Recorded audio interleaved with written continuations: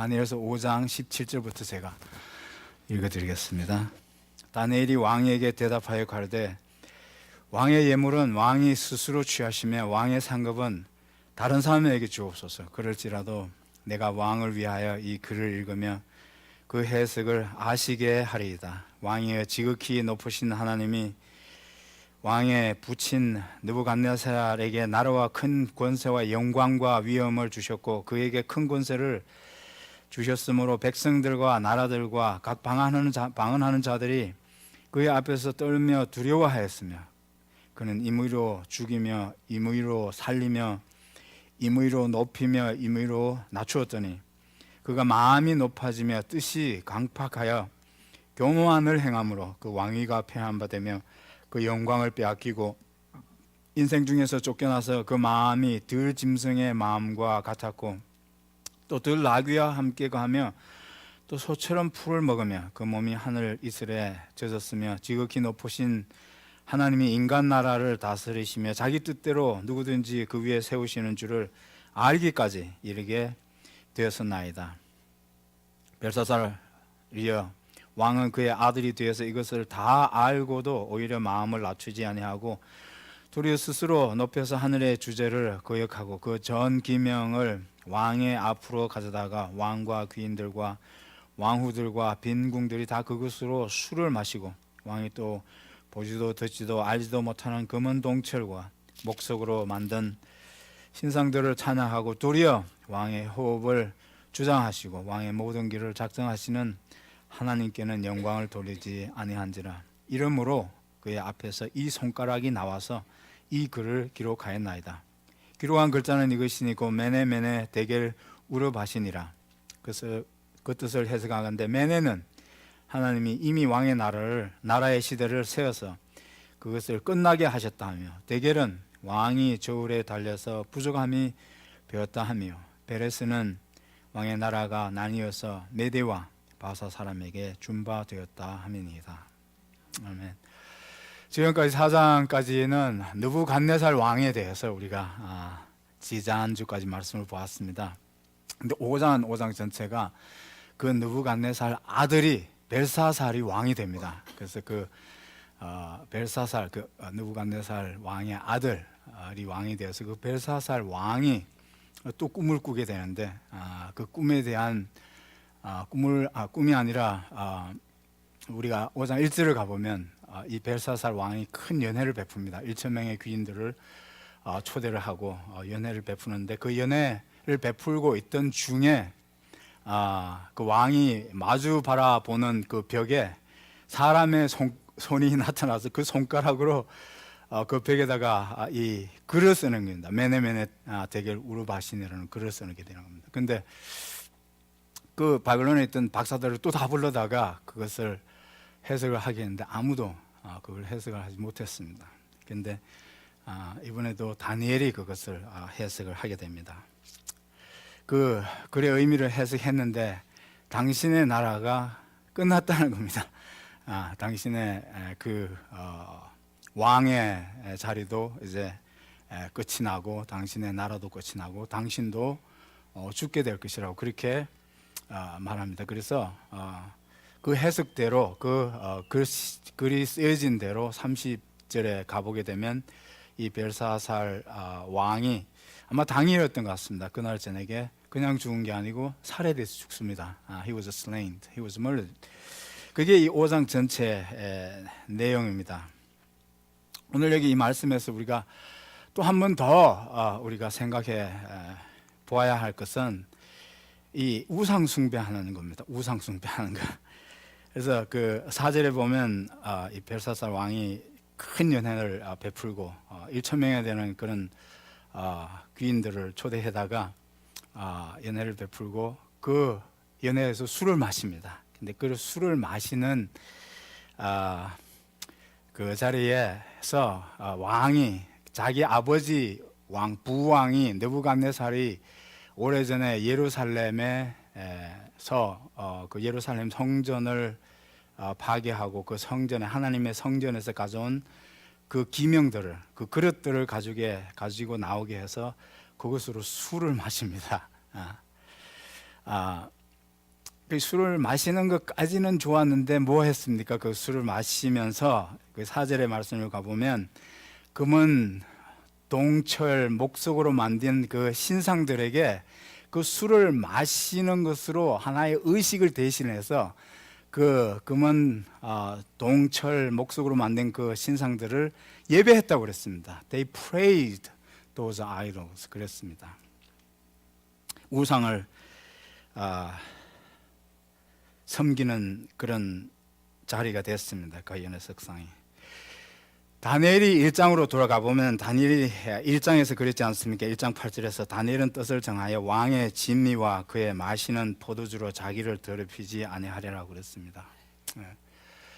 그 왕이 그 내려주는 그 진미 그거 먹는다고 더럽혀지는 겁니까? 예수님이 뭐라고 그랬습니까? 입으로 들어가는 것이 너를 더럽히는 게 아니라 입에서 나오는 것이 너를 먹는 게 우리를 더럽히게 하는 게 아니라는 거죠. 포도주 마시는 거. 왜 포도주를 뭐 안 마시면 포도주 마시면 우리가 더러워지는 겁니까? 그런데 다니엘은 그것이 더러워지는 것이라고 더럽히지 않기 위해서. 그게 무슨 얘기입니까?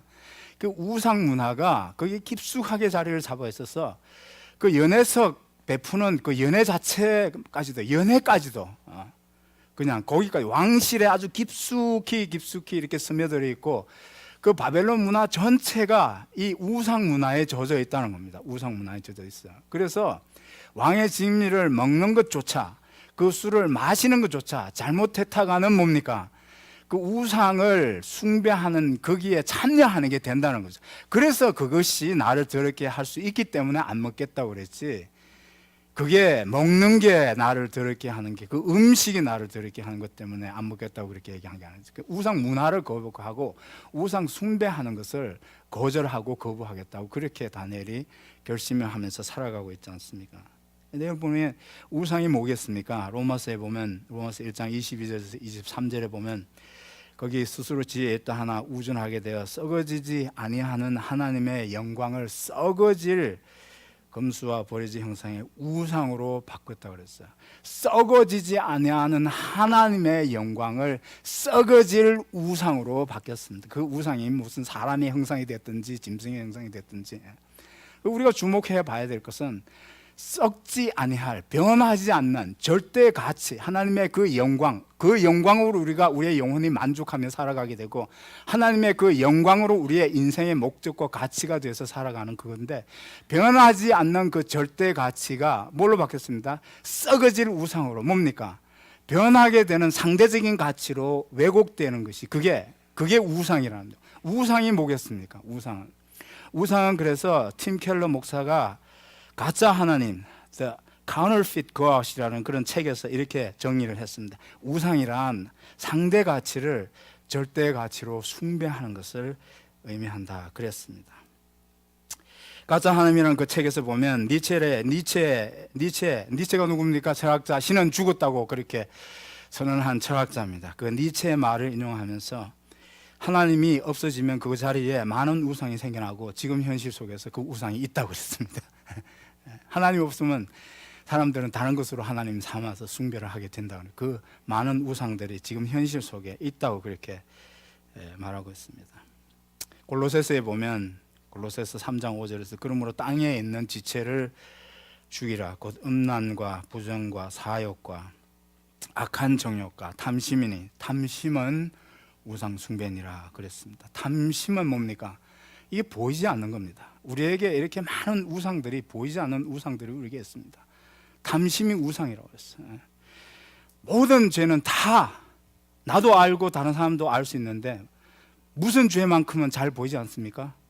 탐심이라고 하는 죄만큼은 잘 보이지 않는다고 그럽니다. 이게 잘 보이지 않는데요. 그래서 팀 켈러 목사가 Counterfeit God이라는 그 책에서 이 탐심이 우상이라는 그것을 설명하면서 그렇게 얘기를 했습니다. 자기한테 죄를 짓고 고민 때문에 상담하는 사람들이 모든 다른 죄는 다 얘기해도 탐심의 죄 때문에 상담하러 오는 사람은 없답니다. 목사님, 내가 욕심부려서 돈을 잘못된 방법으로 너무 많이 벌었습니다. 이런 사람은 없답니다. 그런 사람 없답니다. 탐심은 안 보인다는 거예요. 나도 이거 확인하기 힘들고 다른 사람이 보기에도 이게 힘들다는 겁니다. 탐심이 우상이라고 했어요. 왜 탐심이 우상이겠습니까? 내가 어떤 것을 욕심을 내면 낼수록 내가 욕심을 내는 그 대상이 뭡니까? 절대화되고 그걸 숭배하게 된다는 겁니다. 이거 없으면 내가 못 살아 이렇게 된다는 거예요. 이것만 있으면 될 것 같아. 이런 것들이 다 우상이라는 겁니다. 그러니까 팀 켈러 목사의 말이 많습니다. 우리에게도 보이지 않는 우상이 많습니다. 그렇죠? 그걸 없겠습니까? 그렇죠? 우리 삶 중에도 그렇게 있죠. 우리에게도 있습니다. 사실은 우리에게도 그렇죠. 우리에게도 그런 보이지 않는 우상들이 많습니다. 이거 아니면 뭡니까? 죽어 하는 그런 것들이죠. 또 그렇게 이것만 있으면 될 것 같아. 그런 게 많죠. 전 사람들 만나보면 어떤 사람은 목사님 나는 다른 건 포기해야 되는데 명예는 포기를 못한다고 그런 사람이 죽기 전에 명예만큼은 내가 어떻게 했었는지 사람들에게 내 이름이 좀 알려졌어. 그렇게 죽기 전에 한번 하겠다고 그러지. 그 우상입니다. 우상. 여러분 이어령 목사의 그 이혜령 교수의 딸이 이민아 목사 아닙니까? 그 외동딸. 미국에 왜 왔습니까? 그 어린 나이에 이화대학교를 미국에 빨리 오려고 이화대학교를 3년 만에 영문과를 마쳤다고 그러죠. 영문과입니까? 제가 알기로는 미국에 빨리 오려고. 미국에 뭐하러 가려고 그랬습니까? 연애하는 사람과 결혼하려고.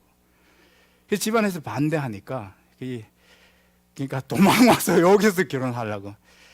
그 인터뷰를 한 걸 보니까 결혼만 하면 이것만 있으면 될 것 같더래요. 이것만 있으면 이 사람하고 결혼만 하면 될 것 같더래요. 그러면 모든 게 다 행복할 것 같더래요. 이것만 있으면 그렇죠. 우리에게도 그런 거 있지 않아요? 그렇습니다. 이것만 그러는데 뭡니까? 없으면 뭡니까? You get upset. 그렇잖아요. 그런 것들이 여기 골로새서 말하는 우상이라는 것입니다.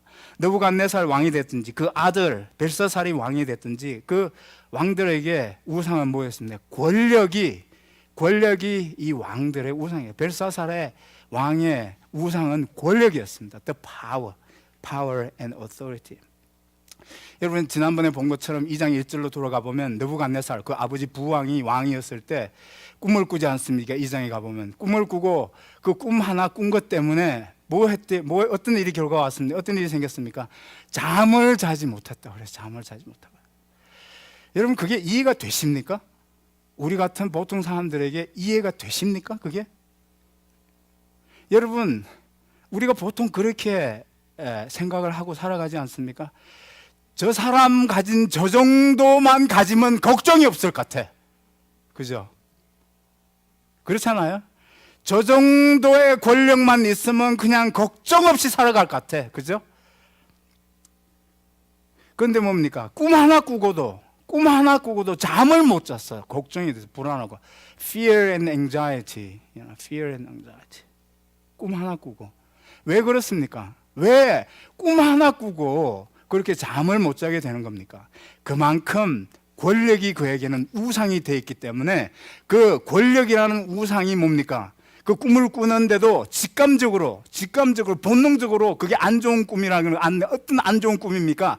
그 권력의 위협이 되는 겁니다. 내가 절대화하고 있는 그 절대 가치가 지금 위협을 받을 때 뭡니까? 내가 불안해지는 겁니다. 그게 우상이 됐다는 하나의 증거라고 그랬습니다.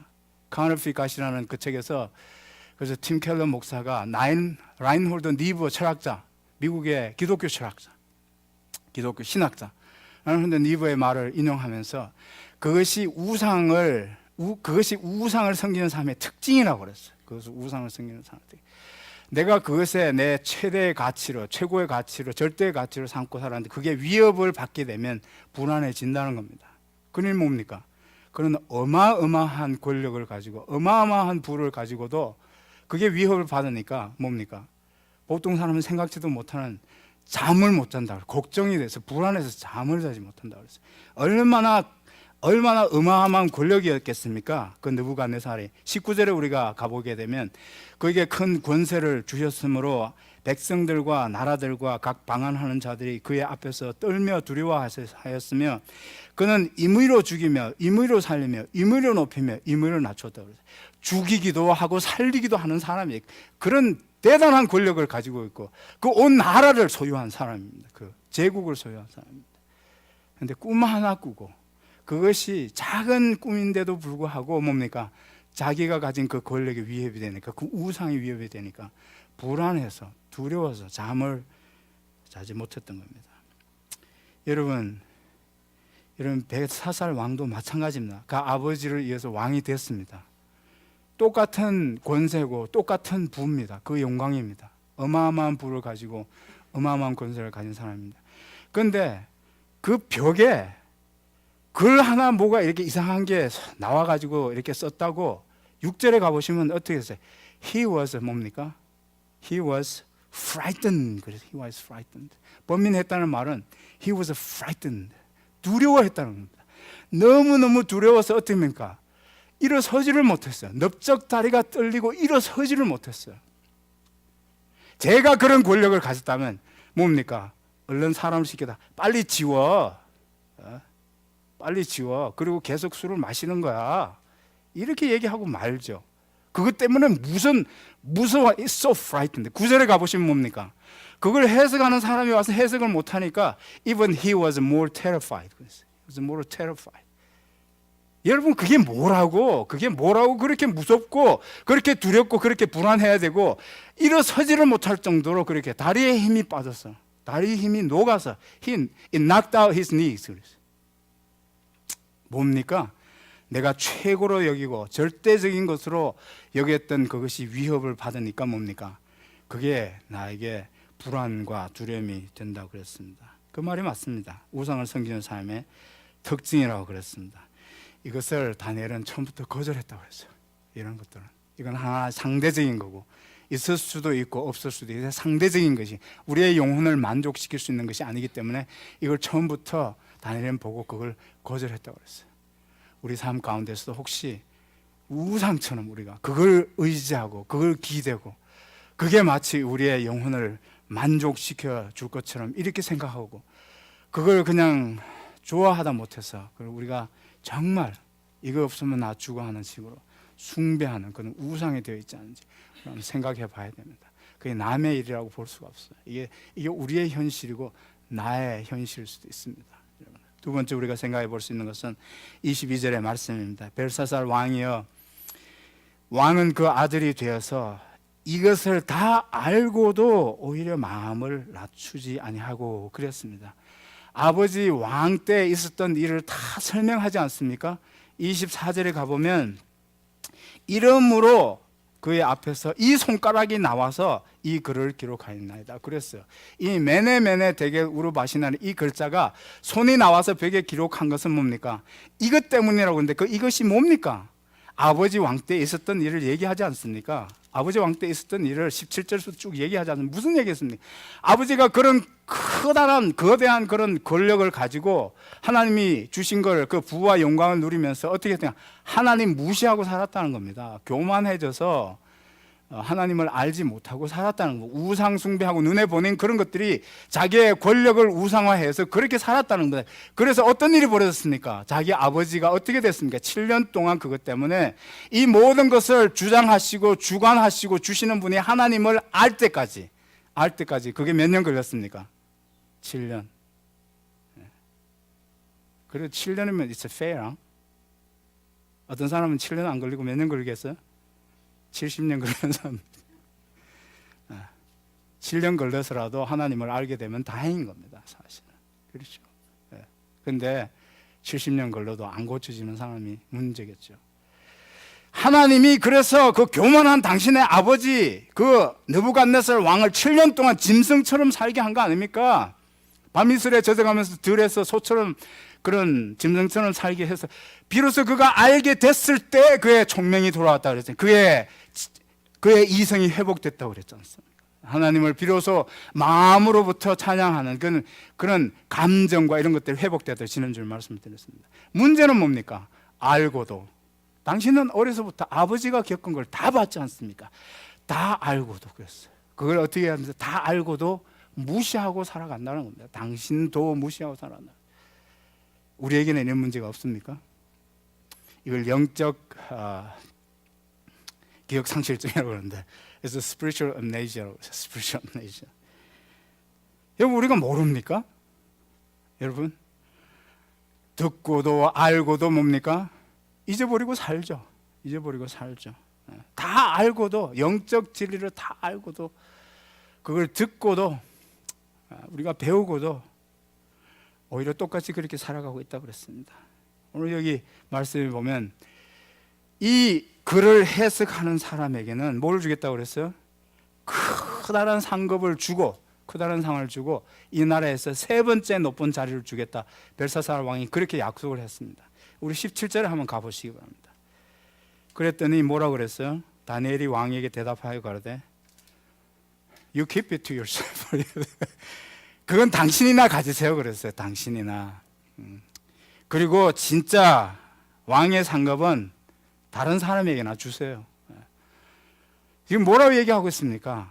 왕이 그렇게 약속하는 그 상급, 그 자리, 그 놀라운 어마어마한 그런 높은 자리, 그것도 다니엘에게는 중요하지 않다고 그랬어요.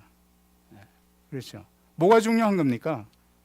지금 꿈을 해석해서 그 꿈의 그 의미를 해석하는 게 중요합니다. 다니엘에서. 그게 중요한 거지. 왕이 주는 상에는 아무런 관심이 없던 그건 중요하지 않다고 그랬어요. 그런데 그 꿈의 내용을 얘기하면 그 꿈의 내용이 참 왕이 참 내가 보니까 관상을 참 잘 타고 나서 아마 백수는 하시겠습니다. 이런 얘기면 좋았는데 어떻게 됐습니까? 오늘 당장 살해돼서 죽을 겁니다. 당신의 나라는 끝났고 당신도 끝났습니다. 당신도 끝났어요. 예. 저 같으면요 이랬을 것 같아요.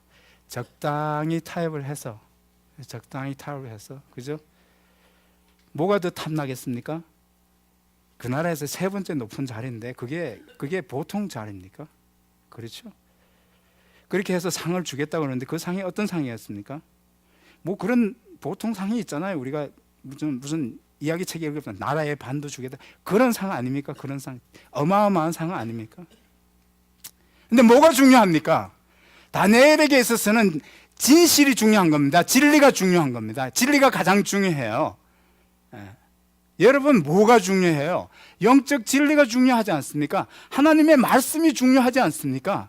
그 잘 사는 것 때문에 이거 다 버리고 어떻게 살 수 있습니까? 우리가 뭐 이렇게 높은 자리 준다는데 그거 좀 미뤘다고 그냥 살면 되지 이렇게 우리가 다 살아가고 있지 않습니까? 다 알고도 이 진리를 알고도 다니엘에게서는 가장 중요한 것은 뭡니까? 진리입니다. Most important to Daniel is truth. What's the truth about anything and everything? What's the truth about yourself? What's the truth about God? What's the truth about the reality? What is life? 어떤 게 진실이고 어떤 게 진리입니까? 안 그러면 우리가 다 속아서 사는 겁니다. 그 권력이 우리를 행복하게 해줄 것 같지만 이거 타협하고 이 진리를 타협하고 목숨을 건져봤자 이렇게 얘기하면 목숨을 잃을 수도 있지 않습니까? 재수없는 인간이야. 빨리 얘 데려나가. 그렇잖아요. 죽기는 내가 왜 죽어 오늘? 그렇잖아요. 이거 다 두고 내가 죽는다고 말도 안 되지. 지금 CIA 다 불러. 그렇죠. 잘 됐어. 그렇죠. 경호를 오늘 밤에는 단단해. 그렇죠. 그러면 되는 거지 뭐. 죽기는 내가 왜 죽어. 얘는 되게 재수없는 인간이야. 그러니까 빨리 데려나가서 없애버려. 나한테 좋은 얘기, 우리 아버지한테도 좋은 얘기 한 번도 하는 건 못 봤어. 그렇죠. 그렇죠. 여러분 듣기 싫어도 이 김 목사가 있는 대로 얘기하는 거 좋겠어요? 아니면 적당히 그냥 주물러서 그냥 여러분들 듣기 좋은 얘기 하는 게 좋겠어요? 나중에 누가 책임질 겁니까? 그렇죠. Truth is most important. Without truth, I cannot trust you, you cannot trust me. 그렇잖아요. 안 그러면 그 권력에 눈이 멀어서 인생을 거기다 다 낭비하게 살고 아니면 그 부에 눈이 멀어서 그죠? 거기 그 땅 괜찮은데 그 땅 좀 주세요. 거기다가 콘도미니엄 한 100동 지어서 그냥 또 비즈니스 좀 하면 부동산 좀 해보고 그게 아니라는 거죠. 다 알고도 왜 이러느냐는 거죠. 다 알고도 이게 문제가 아니에요. 그러니까 다 알고도 그냥 금방 잊어버리잖아요. 금방 잊어버리려고 그냥 우리가 우리 자신을 허용하지 않습니까? 필립 얀시가 쓴 책을 보면 보이지 않는 하나님, The Invisible God. 그 책에서 얼마나 우리가 믿는다고 하면서 그는 영적 심각한 망각 증세에 빠져서 살아가는가 하는 걸 자신의 경험을 들어서 얘기를 해서 자신의 경험을 들어서 자기가 책을 쓰는데, 이 필립 얀시가 대단한 기독교 작가입니다. 좋은 책을 너무너무 많이 쓴 겁니다. 저도 그 책, 이 사람이 쓴 책은 거의 다 읽습니다. 좋은 책이 많아서 정보도 많고요, 유익해요. 근데 이 사람이 그 책에서 자기가 책을 쓰는데 챕터 하나 쓰는데 그 챕터의 주제가 어떤 주제냐면 마음의 평안과 고요함, 이런 그런 마음의 평안과 고요함, 마음의 평안과 고요함. 그러다가 컴퓨터가 약간 뜨끄덕해가지고 자기가 한 그 패시지가 어떻게 글리치가 생겨서 없어지면 금방 마음의 평안이고 나발이고 다 없어진다. 제가 표현이 좀 거쳐졌습니다. 그렇죠. 그렇게 쉽게 잊어버린다는 거죠. 하나님의 평안, 대단한 주제를 가지고 마음의 평안과 고요함 그러지만 뭡니까? 그거 잊어버린다는 겁니다. 조그만 일 하나 때문에 잊어버린다는 거죠. 대단한 말씀 듣고 은혜 받았는데 친교 자리에 가가지고 오늘 왜 이렇게 짜?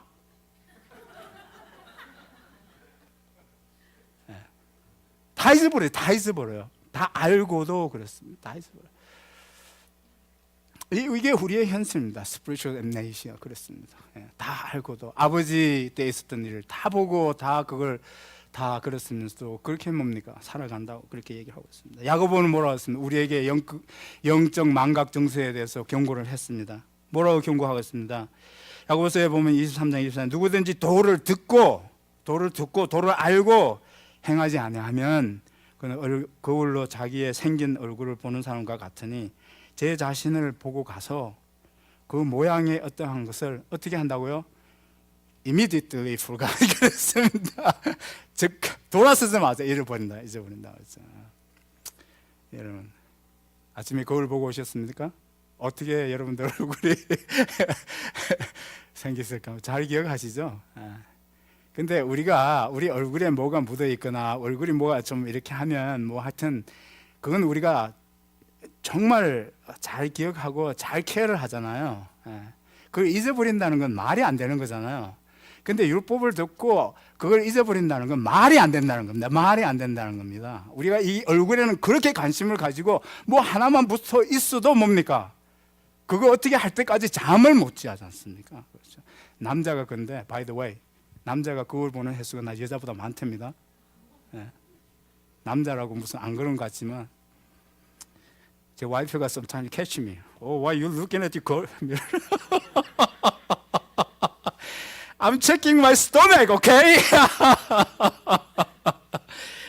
그렇습니다. 잊어버리는 게 야고보가 우리에게 경고하고 있습니다. 지금이나 그때나 말씀을 보고 곧 잊어버리고 돌아서면 못 일어나 그러고.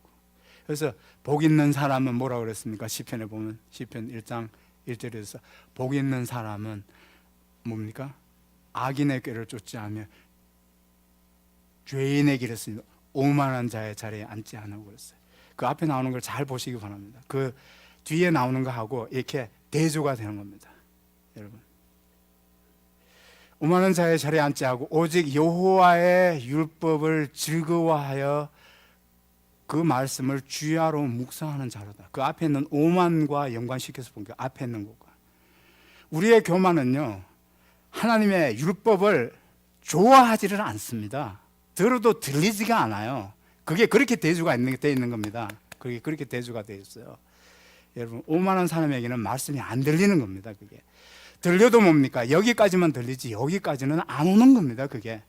그래서 뭐라고 그랬어요? 그게 보면 여기에서 그게 즐거움으로 느껴져야 된다. 즐거움이 뭡니까? It's a feeling, isn't it? Feeling. It's here, but it's not here. 여호와의 율법을 주야로 막 묵상하면서 그걸 뭡니까? 즐거워하며 묵상한다고 그랬잖아요. 여기에 있는 걸 얘기하지 여기에 있는 걸 얘기하잖아요. 그거 그냥 암송했다고 되는 게 아니라는 겁니다. 여기서 말하는 묵상은 뭘 얘기하고 있습니까? 여기에 두고 묵상. 그래서 여기가 즐겁다는 겁니다. yes, I feel good 이렇게 된다는 겁니다. 그게 즐거워하며 그 말씀을 묵상한다고 그랬어요. 묵상하려면 어떻게 해야 됩니까? 묵상하려면 기억을 해야죠. 기억을. 눈 감고 뭐 아무것도 없는데 뭘 묵상하는 겁니까? 기억을 해야 되잖아요. You have to memorize something to meditate on. 기억하려면 어떻게 해야 되겠습니까? 읽어야죠. 뭘 본 게 있어야 기억이라도 하죠. 그렇지 않습니까? 제가 말씀을 드리는 포인트는 성경을 하루에 15분만 그냥 이해하려고 하지도 말고, 저한테 자꾸 그런 고민을 얘기하는데, 목사님 읽어도 무슨 뜻인지 모르겠는데 그냥 읽으세요. 성령이 우리를 도와주신다고 그랬잖아요. 성령이 목사가 도와주기도 하지만, 그러니까 그냥 읽지 마시고, 제가 해보니까 소리 내서 통독을 하면 석 장을 읽으면 15분이면 되더라고요. 15분. 처음에는 아마 시간이 조금 더 걸릴 수 있습니다. 그래서 그걸 하루에 소리 내서, 그냥 읽으면 뭡니까? 1장 끝날 무렵에 코 골죠? 소리 안 내고 읽으면 소리 내 읽으셔야 돼. 그게 비결입니다. 그래서 조금이라도 생각나는 거 있으면 그걸 붙들고 뭡니까? 묵상하는, 이거 메디테이터인데, memorize, meditate. 그러면 그것이 내 마음에서 즐거움으로, 아, 너무 참 이 말씀이 귀하구나, 그런 말씀이 된다는 거죠. 예. 여러분, 그래서 다니엘은 뭡니까? 우리가 앞으로 계속 가보면 9장에서 하나님의 말씀을 너무너무 가까이 하고, 이스라엘이 바벨론에게 포로로 잡혀온 것까지도 진리의 말씀을 우리가 잊어버리기 때문에 이렇게 됐습니다 라고 그렇게 고백을 하고 있습니다. 맞지 않습니까? 우리가 여호와의 말씀을 우리가 잊어버렸습니다. 고국당에 있을 때. 그래서 우리가 여기 와 있습니다. 그런데 하나님이 예레미야를 통해서 주신 약속의 말씀 우리가 믿습니다. 70년 만에 우리가 다시 돌아갈 것을 믿습니다. 그래서 뭡니까? We have hope. We have hope. 그렇죠. 말씀 속에서 우리가 희망을 갖게 된다는 그런 말씀입니다. 여러분, 우리가 모슬렘들,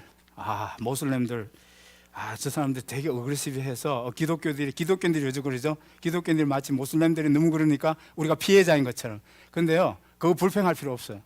모슬렘들은 적어도 뭡니까? 하루에 몇 번 기도합니까? 5 times. 예. 적어도 우리가 하나님을 하루에 5번만 기억한다면 모슬렘들 우리가 불평할 필요 없어요. 우리가 더 잘하면 되는 거예요. 우리가 성경에서 말씀하신 대로 하면 되는 거예요. 그렇잖아요. 그래서 우리가 다른 종교들 놓고 자꾸 그럴 필요가 없습니다. 우리가 정말 아는 대로 들은 대로 순종하며 가야 됩니다. 마지막으로 메네메네 대개 우르바신이라고 그랬습니다. 이것을 손이 나타나서 벽에다 기록했습니다. 성경에 보면 하나님의 손으로 직접 쓰신 3번 하나님이 직접 손으로 쓰신 게 있습니다. 성경 전체를 보면 첫 번째 하나님이 손으로 직접 쓰신 게 뭐였습니까? 모세의 십계명이죠. 모세의 십계명 하나님이 손으로 직접 쓰셨다고 그렇게 나와 있습니다. 두 번째 사건은 어떤 사건입니까? 오늘 이 사건입니다. 오늘 이 사건, 하나님의 손이 나타나서 직접 그 손으로 벽에다 쓰신 겁니다. 근데 세 번째 사건은 신약에 있습니다. 그게 언제 때입니까? 예수님이 요한복음 8장에 보면 땅에다가 직접 손으로 썼지 않습니까? 그게 예수님이 그 말씀을 쓰셨다는 유일한 기록입니다. 예수님이 뭘 쓰신 적이 없어요.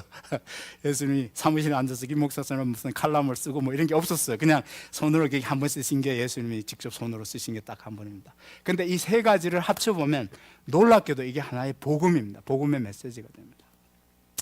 데겔 그랬습니다. 오늘 메네메네 데겔 우르바신. 근데 데겔은 뭡니까? 왕이 저울에 달려서 뭡니까? 부족한 바 됐다 그래서 부족한 바. 뭡니까? 첫 번째 하나님이 주신 그 십계명의 그 진리의 저울을 달면 우리가 다 뭡니까? 여기 죄인으로 드러난다는 겁니다. 그렇죠? 죄인으로 드러나게 되는 겁니다. 의인은 없나니 하나도 없다 그랬습니다. 모든 사람이 죄를 범하였음에 하나님의 영광에 이르지 못하더니, 하나님의 그 진리의 저울에 달리면 우리가 다 죄인일 수밖에 없다는 겁니다. 그게 두 번째 사건에서 우리가 볼 수 있는 거고, 그렇죠? 십계명 하나님의 말씀이고 진리고, 두 번째 계명에서 우리가 다 그 진리의 계명으로 우리가 견주어 보면 달아보면 다 부족하고 죄인으로 드러나고, 마지막으로 예수님이 땅에다 글을 썼습니다. 그리고 거기서 뭐라고 말씀하십니까? 그 간음하다 잡혀온 여자를 놓고 유대인들이 그 여자를 끌고 와서 예수님 앞에서, 율법에는 그런 사람을 돌로 쳐 죽이라고 그랬는데 어떻게 했으면 좋겠습니까? 그랬을 때 예수님이 뭐라고 그랬습니까? 예수께서 가라서 나도 뭐라고 그랬습니까? 그 사람 군중들에게 죄 없는 사람이 돌로 먼저 치라고 그랬을 때, 죄 없는 사람이 먼저 돌로 치라 그러고 그렇게 말씀하고 곧바로 땅에다가 뭘 썼습니까? 글을 썼습니다. 그럼 뭘 썼을 것 같아요, 여러분들? 궁금하지 않아요? 저는 대단한 신학자라 그것까지도 압니다. 아무도 모르는데 저도 짐작합니다. 앞길이 몰라요. 신학자들 몰라요. 근데 제가 짐작하기 때는 그 흥분해서 돌로 정죄하려고 하는 그런 사람들의 이름과 죄를 썼을 것 같아. 김명석 무슨 죄. 그렇죠. 죄가 없는 사람은 어디 있어요? 예수님이 다 아시는데 그렇게 썼잖아요. 그러니까 뭡니까? 어른에서부터, 애들은 가 아니고 어른부터 다 떠나고 하나도 남지 않았다고 그랬습니다. 그렇잖아요. 요즘은 어떻게 얘기하면 좋겠습니까? 여러분, 우리가 다 그렇습니다. 근데 예수님이 그렇게 다 사람들이 가고 난 다음에 8장 11절에서 그랬습니다. 예수께서 가라사대 때 나도 너를 정죄하지 않는다 그랬어요. I neither condemn you. 그래서 나도 너를 정죄하지 않는다. 저는 이 말씀을 며칠 묵상을 했습니다. 나도라는 그 단어를 나도. 여러분, 예수님이 다른 사람은 이 여자를 정죄하지 않은 게 뭐 때문입니까? 자격이 없어. They are sinners. Nobody has any right, any qualification to judge anybody. 우리가 다 죄인이라고 그랬잖아요. 근데 왜 나도라고 그랬을까요? 마치 자기도 뭡니까? 그런 사람들처럼 이 여자를 정죄하는 자격이 없는 것처럼. 그런 뜻이 아닙니다. 예수님은 누구보다도 이 여자를 정죄하고 심판할 자격이 있는 분이십니다. 자격이 있고도 남으신 하나님이십니다. 여기 나도라는 말은 우선은 뭘로 이해해야 됩니까? 예수님이 그렇게 겸손한 표현을 하신 겁니다. 마치 자기도 죄가 있어서 그 여자를 정죄하지 못한 사람들처럼 자기를 낮추시고 그런 표현을 한 겁니다. 그런데 그 말씀 속에는 은혜가 들어가 있어요. 나는 너를 정죄하고도 남을 만한 하나님이지만 나는 정죄하지 않는다는 건 그게 뭡니까? That's a grace. 그렇잖아요. 이게 그래서 여기서 보면 정말 하나님이 우리를 긍휼히 여기시고 은혜로 우리를 구원해 주셨습니다. 그래서 우리가 구원받아서 그 은혜로 살아가는 겁니다. 다시는 죄를 짓지 말라 하는 것은 죄를 안 지어서 이제 하나님이 너를 기쁘게 받아주도록 그렇게 살아가가 아니고 이미 하나님이 너를 받아주셨어. That's grace. You deserve punishment, condemnation, but I give you grace and mercy. That's love. 그렇게 하고 그 은혜를 받아서 뭡니까? 이제는 뭡니까? 그 힘으로 살면 죄 안 짓고 살 수 있다는 겁니다. 그게 우리의 힘이 되어 준다고 하는 겁니다. 은혜 말씀에 우리가 순종하면서 살아갈 수 있다는 겁니다. 여러분, 우리가 다 죄인으로 드러날 수밖에 없는데 하나님의 말씀을 우리가 무슨 힘으로 순종하며 살아가겠습니까? 다니엘이 무슨 힘으로 그렇게 그 무서운 왕 앞에서 하나님의 말씀대로 살아야 됩니다. 이렇게 하면서 그 믿음을 지키고 살았겠습니까? 그런 하나님을 보았기 때문에, 그런 하나님의 사랑을 알기 때문에 그 은혜로 살아가게 되는 겁니다. 우리 힘으로는 절대로 우리가 살아갈 수 없습니다. 하나님 그리스도 안에서 우리에게 주신 그 은혜와 사랑 가운데서 그것이 우리의 임파워먼트가 돼서 우리가 계속해서 주님의 말씀을 순종하며 살아갈 수 있다고 믿습니다. 저와 여러분이 오늘 다니엘이 우리에게 주신 말씀처럼 정말 우리의 마음을 한 번 더 낮추고 우리가 아는 대로 주님의 주신 은혜로 우리가 순종하며 살아가는 저와 여러분이 되시기를 주님의 이름으로 축원합니다.